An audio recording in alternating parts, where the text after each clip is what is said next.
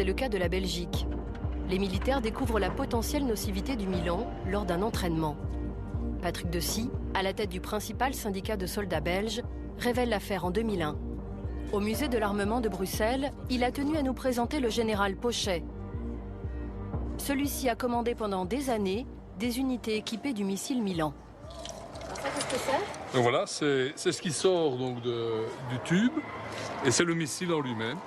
Donc ça, c'est la charge explosive, le système de conduite et de stabilisation. Et ici à l'arrière, vous pourriez voir sur un missile tout à fait réel du thorium.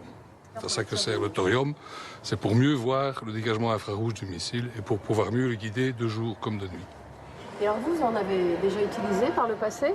Ah ben oui, on en a tiré des milliers à l'armée belge, puisqu'il est arrivé dans les années 80 et on l'a utilisé jusqu'à tout récemment. Donc pendant des années, ça a été utilisé, tout ce qui était entraînement des gens sur les pas de tir, et c'est là d'ailleurs que le problème thorium est apparu. Les militaires belges font cette découverte lors d'un entraînement dans un champ de tir anglais. Les Britanniques les alertent sur ce thorium, dispersé au moment du tir du missile Milan. Ce qui a mis la puce à l'oreille, on va dire, ce sont les Anglais quand ils ont demandé que les Belges mettent en application les mesures de protection. Et là, ils sont interrogés, quelles mesures de protection? On n'est pas au courant. Ah ben, attention, il y a du thorium dans le traceur de ce missile. Le syndicat des militaires belges se saisit du dossier. Il demande au ministère de la Défense de protéger les soldats qui tirent les missiles Milan. Une directive est alors adoptée. Et le but est très clair, lutter contre la contamination radioactive du Milan. Pour ce faire, le port de l'équipement de protection personnelle et individuelle est obligatoire pour tout le personnel se trouvant sur la position de tir. Masque anti-poussière, gants jetables. Le sol sur lequel le tireur et le pourvoyeur sont couchés durant le tir est à recouvrir au préalable d'une bâche synthétique. Les militaires belges seront ainsi équipés jusqu'à leur dernier tir, réalisé en 2009. Ça veut dire que l'armée belge a quand même pris au sérieux cette affaire de contamination des sols ou des hommes au thorium? Tout à fait, et c'était dans son intérêt, puisque on ne saura que dans 10 ou 15 ans si les gens qui ont été contaminés vont présenter des pathologies au niveau des poumons, des os, du foie, en fonction de la dose qui a été reçue. Donc il était dans l'intérêt de la défense de pouvoir répertorier tous ces gens qui ont tiré, et si un jour, par malheur, certains devaient se plaindre et pouvoir faire un lien de cause à effet entre une pathologie du foie, par exemple, et à ce moment-là, la défense indemniserait le personnel qui a été contaminé. Selon nos informations, du côté français, les soldats ne se sont jamais protégés contre ce thorium contenu dans les missiles. Mais dans quelles conditions ont-ils été tirés sur le polygone de Queyras? De retour en Sardaigne, nous nous rendons à la base principale. Bonjour. Nous voulons parler au colonel Frézy. Un sous-officier vient nous annoncer que le colonel Frézy, chargé de la communication, refuse de nous recevoir. Le colonel Frézy me fait dire qu'il ne vous autorise pas à entrer. Et vous ne pouvez pas accéder non plus à la zone du polygone. Une fois le sous-officier parti, nous engageons la conversation avec un autre militaire. Et vous pensez quoi, vous, de la situation? Je ne sais pas. Je crois que la presse a exagéré le problème.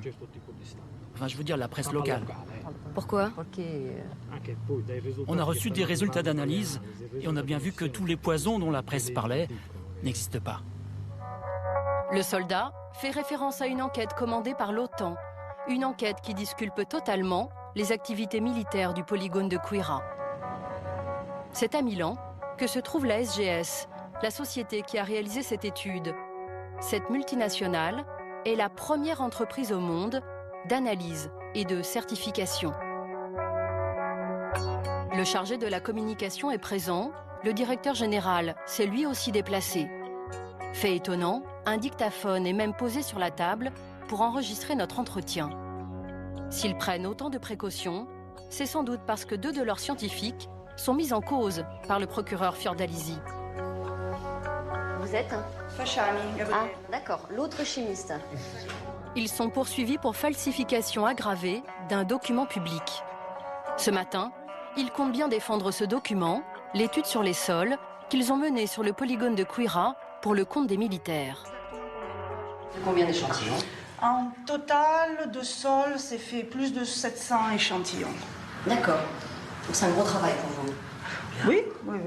Combien de mois de travail sur ces Alors, du début de l'échantillonnement jusqu'à la consigne du rapport final, il y a 2 ans de travail. 2 ans de travail. 2 ans de travail, oui. Un travail considérable, mais avec un objectif pour le moins inattendu. Notre devoir n'était pas d'analyser si l'armée avait pollué. L'activité était de faire une photographie de la zone, de la situation, mais de ne donner aucune réponse au point de vue de la pollution. Pour cela, les militaires leur ont indiqué les lieux des prélèvements et la trentaine de métaux lourds, dont le thorium, qu'il fallait chercher dans les sols. Les scientifiques obtiennent ainsi des résultats très rassurants. Là où il n'y avait pas d'activité militaire et là où il y avait activité militaire, il n'y avait pas de différence. Le procureur a des doutes sur l'étude des chercheurs, d'autant plus qu'il découvre un lien entre l'entreprise SGS et l'industrie de l'armement. Sergio Marchionne, le président du conseil d'administration de la SGS, est aussi le directeur général de Fiat. Et des filiales de Fiat produisent des moteurs d'engins militaires et des chars pour l'armée italienne. Le président du conseil d'administration de SGS est aussi le patron de Fiat, je ne dis pas de bêtises. C'est vrai. D'accord. Fiat, qui est effectivement en gros une entreprise qui fait de l'armement, qui a effectivement des sociétés qui font de l'armement, donc Alenia, etc., et qui utilise beaucoup ce territoire du polygone. Que je sache, Fiat ne fait pas d'armement, fait des voitures. Et je ne savais pas que... J'apprends qu'il fait des activités sur le polygone, Fiat. Bon. Mais vous comprenez le doute qui règne autour de ce rapport commandé par les militaires à une société qui a des liens avec l'armement? Vous comprenez? Non, franchement, je ne comprends pas. Pour ces chercheurs, l'activité militaire n'a donc eu aucun impact sur l'environnement du polygone. Pourtant, ces vues aériennes de la base de Quira révèlent des terrains dépourvus de végétation, des paysages lunaires. Le procureur Fiordalizzi est convaincu que ces cratères sont des zones contaminées. Dans cette zone, les fosses ont été creusées par les explosions. Il y en avait du matin au soir, et cela pendant des mois. Il mandate alors d'autres chercheurs, cette fois-ci indépendants de l'armée.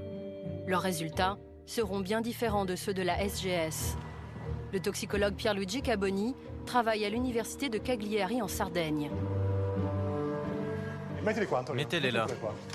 Lui aussi a procédé à des prélèvements, plus de 500 échantillons sur le polygone de Quira. Et les taux de métaux lourds trouvés par le professeur Caboni sont cette fois inquiétants. On a trouvé des concentrations parfois 100 fois plus élevées que la norme. Le toxicologue s'intéresse à ces cratères qui avaient intrigué le procureur. 2, 3, 4, 5, 6, 7. Ces photos révèlent l'origine de ces cratères, la destruction d'armes obsolètes. Ces images inédites, prises par les soldats eux-mêmes, sont des pièces à conviction.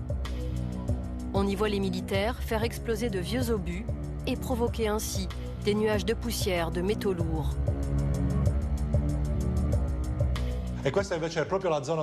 Ça, c'est la zone où les militaires venaient détruire le matériel obsolète.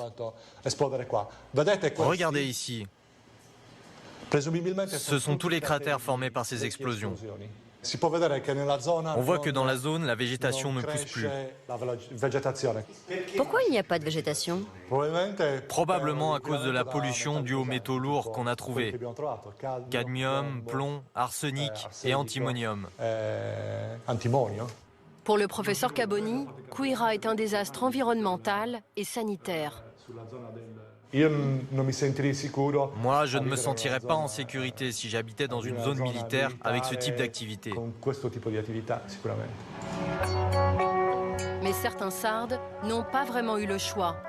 Stefano Pilleri était un appelé du polygone de Quira. En 1998, il a 21 ans il passe 6 mois sur la base pour son service militaire. Il se souvient encore du bruit des tirs et des explosions. À certaines périodes, la fréquence des explosions était très importante. On pouvait en entendre tout au long de la journée. Une fréquence importante, c'est-à-dire? Je pense qu'il pouvait y avoir jusqu'à 20, voire 30 explosions par jour, peut-être plus. Sur la base de Quira, personne ne s'en inquiétait vraiment. On n'a jamais été informé que cela pouvait être dangereux pour nous. On n'a jamais eu de protection ou de recommandations particulières de la part de ceux qui nous commandaient. On n'avait aucune information sur ce qui se passait. 3 ans plus tard, Stefano Pilleri tombe malade. Un lymphome non-Hodgkin est diagnostiqué à l'hôpital. La même tumeur retrouvée chez la plupart des bergers de Quira. Quand vous étiez dans les hôpitaux en Sardaigne, vous avez rencontré d'autres personnes qui souffraient de la même maladie que vous? Oui, ça arrivait souvent. Pendant les visites de contrôle, les médecins me demandaient souvent si j'étais allé dans cette zone militaire. Car beaucoup de personnes atteintes de lymphome et de tumeurs ont habité dans la région proche de Quira.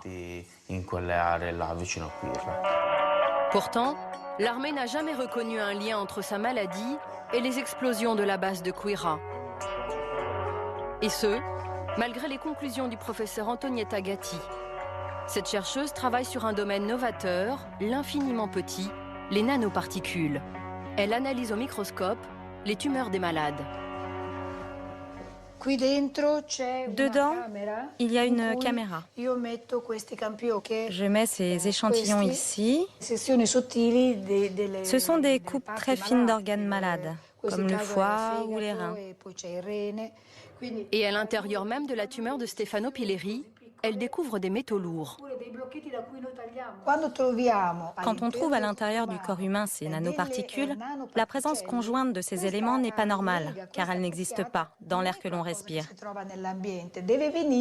Elle vient sûrement d'une combustion contenant ces éléments, par exemple de la combustion d'obus, de bombes et de matériaux militaires. Auparavant, le professeur Gatti avait étudié les cas de soldats revenus de la guerre des Balkans. Elle avait trouvé des traces de métaux lourds jusque dans le sperme des vétérans. Et ce type de contamination, elle le retrouve aussi chez certains habitants de la zone de Quira. Lorsque l'on trouve dans le liquide séminal, c'est-à-dire le sperme d'un patient, des particules contenant de l'oxyde de carbone, du magnésium, de l'aluminium, du silicium, du soufre, du phosphore, du bismuth, du chlore, du potassium, du calcium, du titane, du fer, tout cela n'existe pas à l'état naturel. Ces nanoparticules s'immiscent partout. Elles contaminent tout.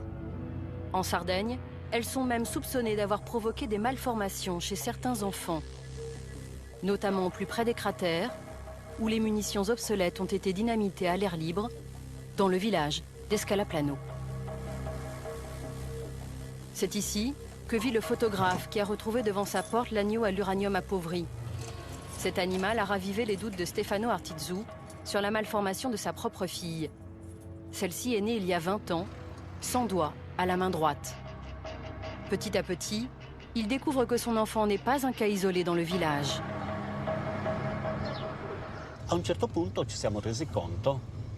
bout d'un moment, on s'est rendu compte en discutant à droite à gauche, avec les uns et les autres, qu'il y avait des cas de malformation de l'appareil génital.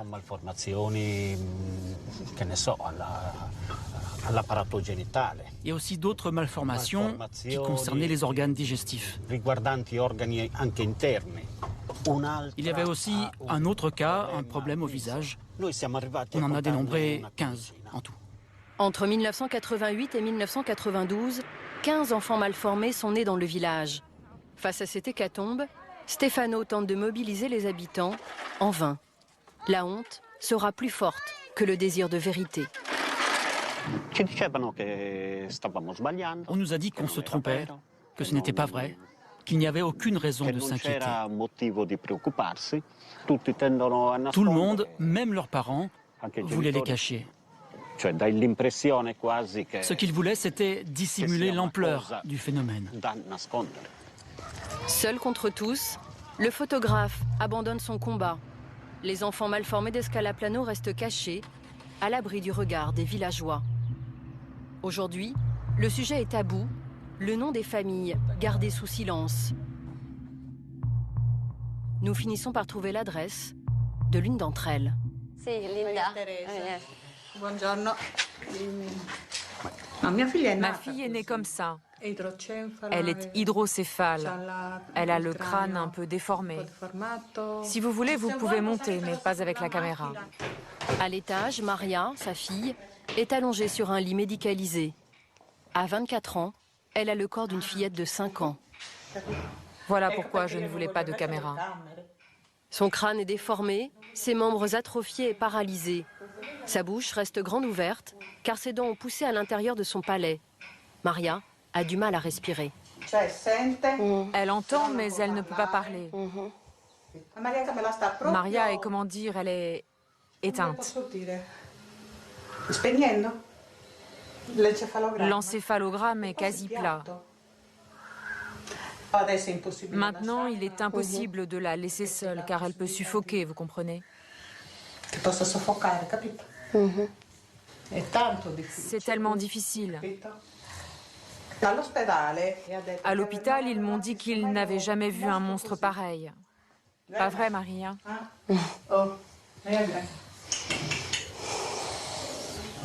Je veux que Maria soit considérée comme un être humain.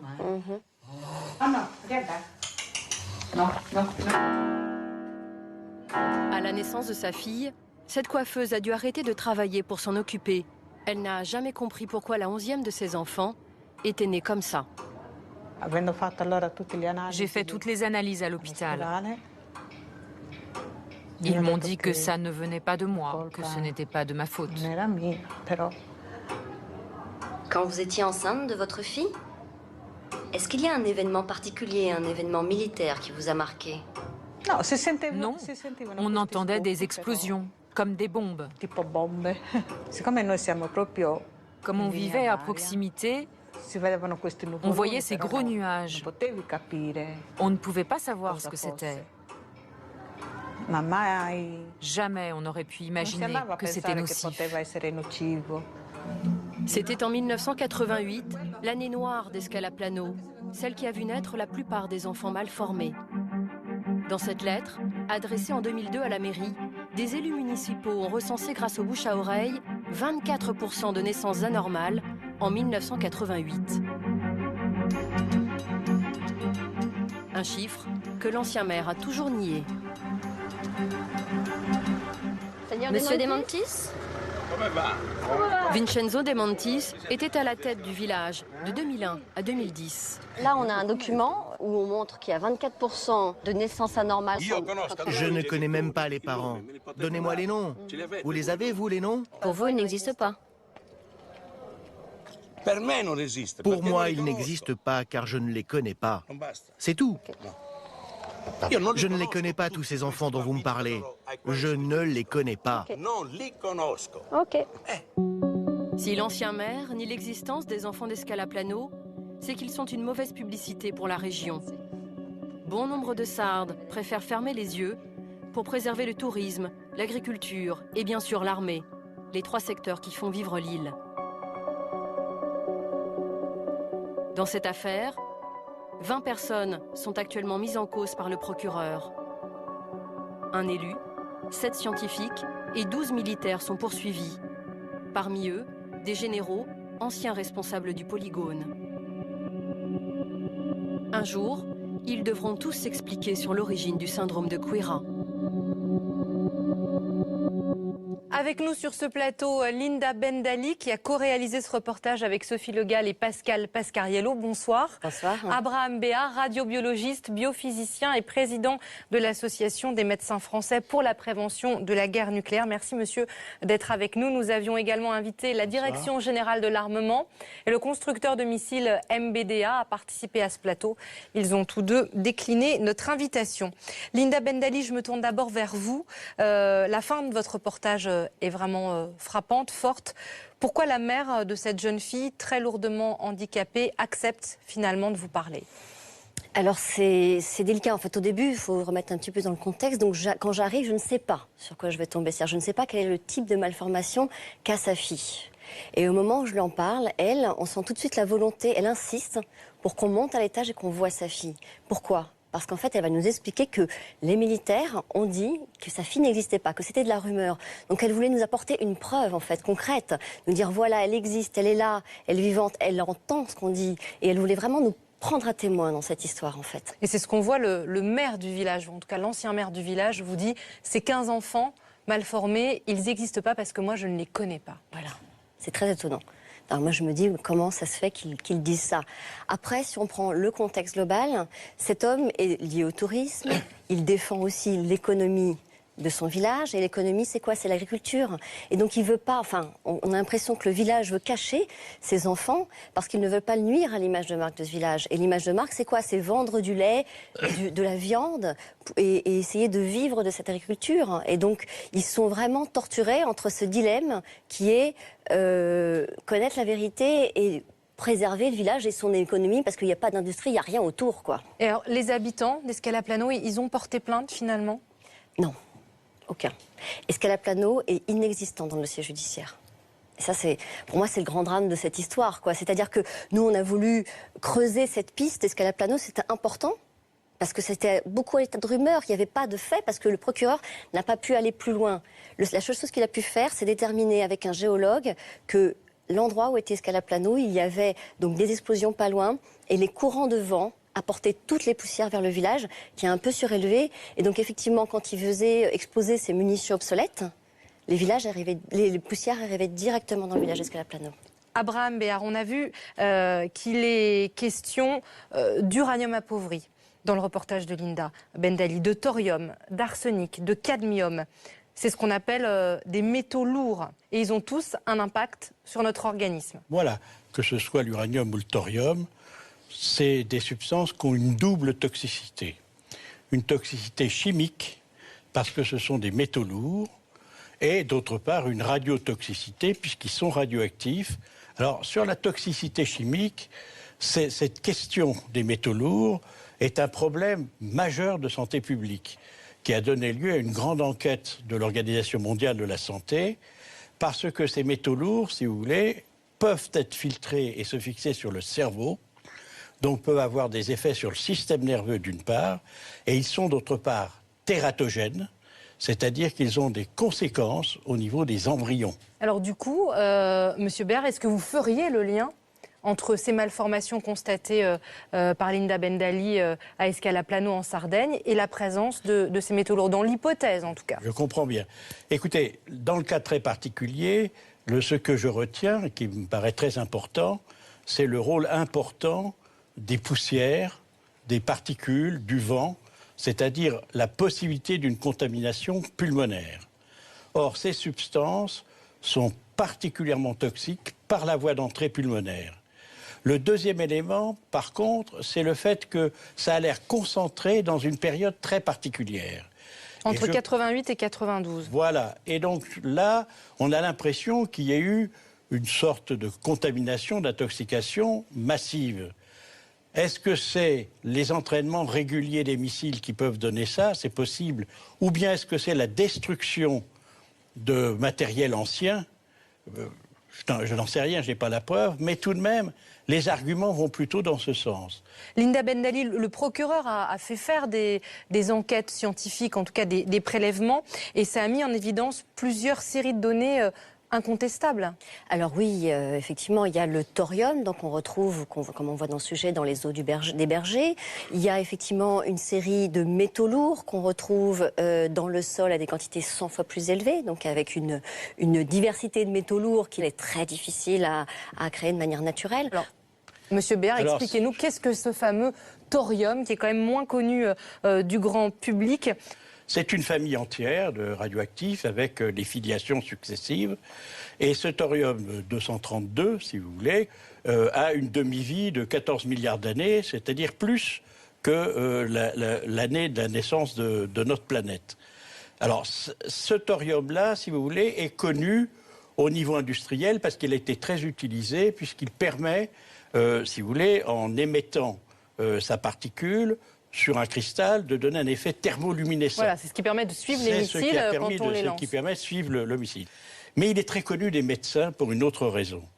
Il y a une trentaine d'années, on a utilisé une substance qui s'appelle le torotrast, qui est à base de thorium-232, pour être un produit de contraste en radiologie, et en particulier pour opacifier les articulations. Et le résultat des courses, c'est qu'on a eu une efflorescence de différents cancers, du foie, du pancréas et de l'os, qui a conduit à l'interdiction du torotrast. Mais pour nous, médecins, c'est un cauchemar.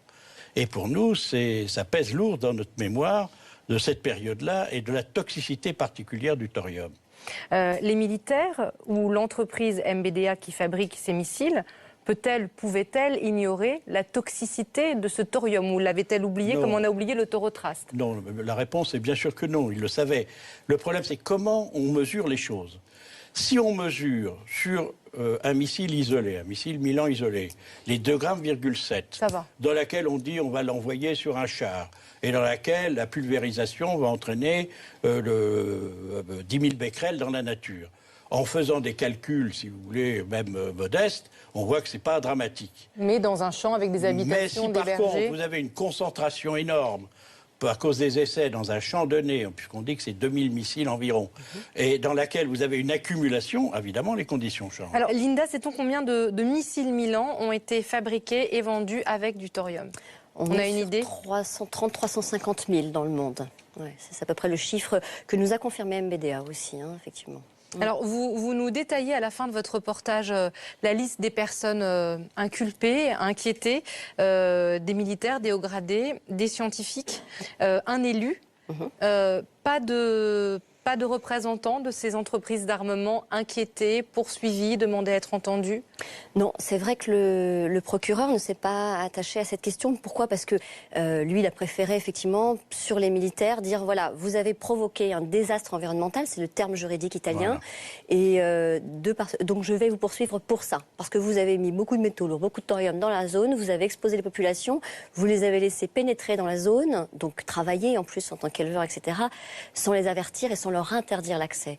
Mais c'est une question qui va peut-être surgir dans les jours, semaines à venir, parce que il y a une semaine, donc le 8 mai, le procureur Fiordalisi a été auditionné par la commission sénatoriale italienne.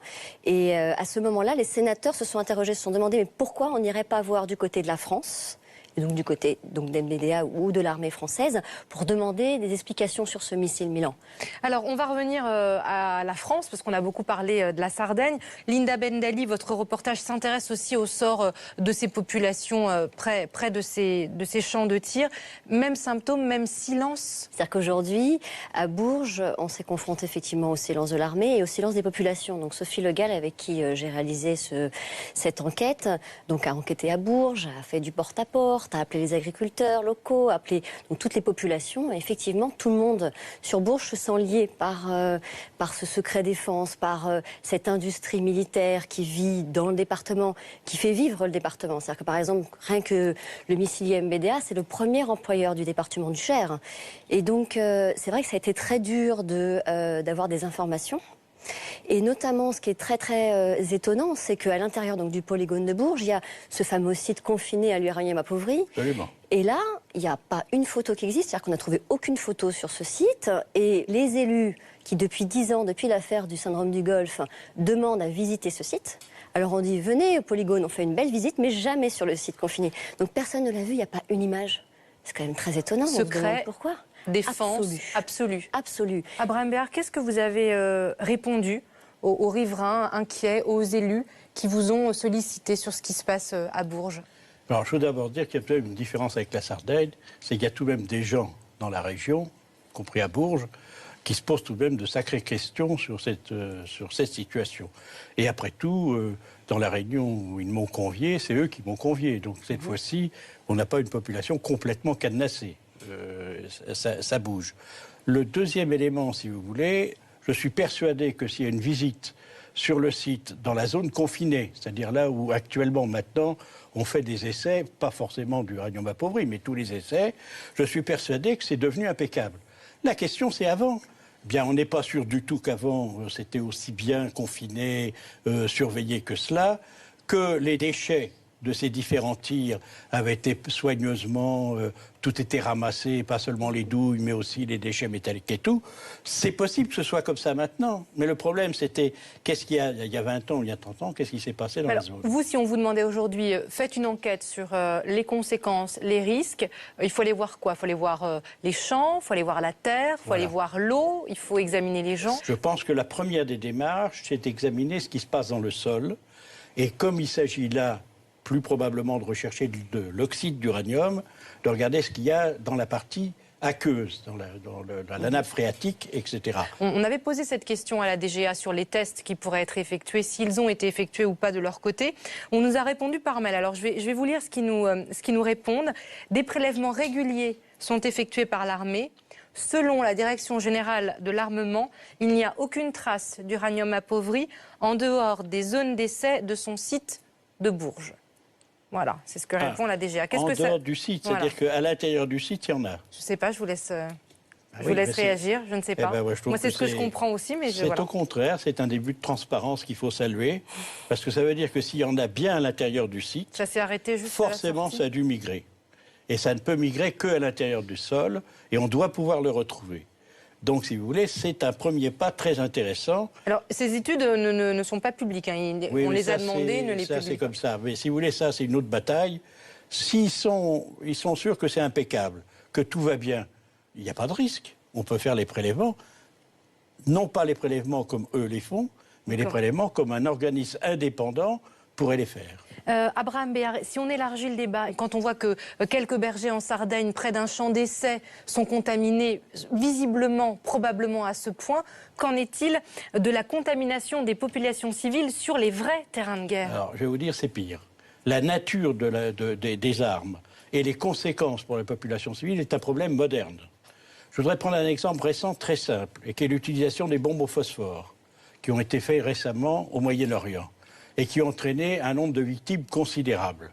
Eh bien, voilà un exemple d'un armement classique, entre guillemets autorisé, et dont les conséquences ont été atroces.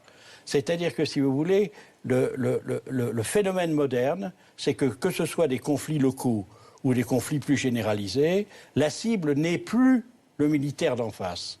La cible, c'est toujours la population civile.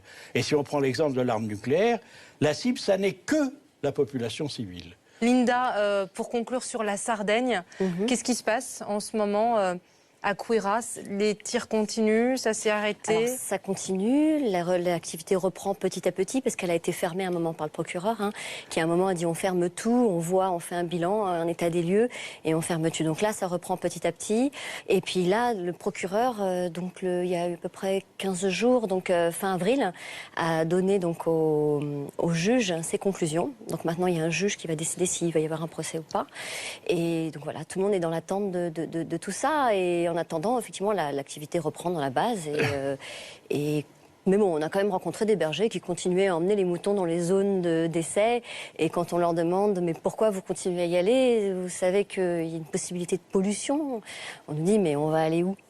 On va emmener nos moutons où? Nous, c'est leur terre, quoi. » Et donc les militaires sont sur leur terre. Quand ils sont arrivés il y a 50 ans, ils ont pris leur terre, en fait. C'est comme ça qu'ils le vivent. Enfin voilà, il y a quand même un enjeu qui est très fort et il y a un drame qui est vécu au niveau local depuis toutes ces conclusions du procureur.